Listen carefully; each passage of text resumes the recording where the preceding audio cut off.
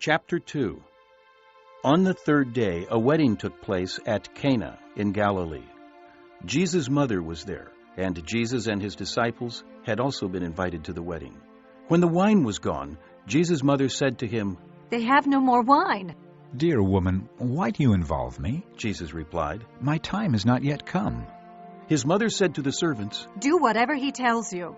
Nearby stood 6 stone water jars, the kind used by the Jews for ceremonial washing, each holding from 20 to 30 gallons.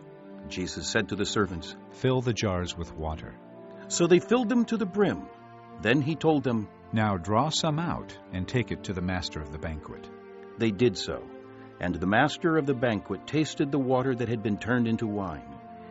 He did not realize where it had come from, though the servants who had drawn the water knew.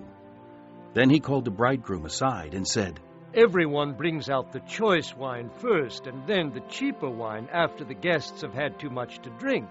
But you have saved the best till now." This, the first of his miraculous signs, Jesus performed at Cana in Galilee. He thus revealed his glory, and his disciples put their faith in him.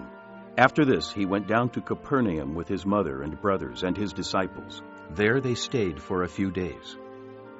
When it was almost time for the Jewish Passover, Jesus went up to Jerusalem. In the temple courts, he found men selling cattle, sheep, and doves, and others sitting at tables exchanging money. So he made a whip out of cords and drove all from the temple area, both sheep and cattle. He scattered the coins of the money changers and overturned their tables. To those who sold doves, he said, "Get these out of here!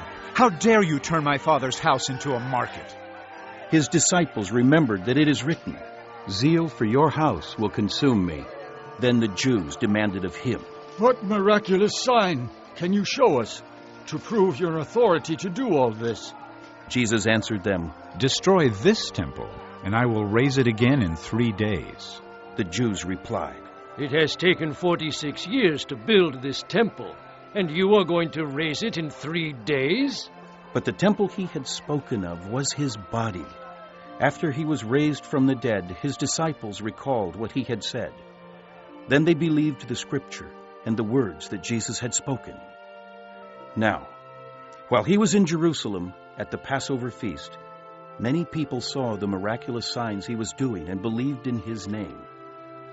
But Jesus would not entrust himself to them, for he knew all men. He did not need man's testimony about man, for he knew what was in a man.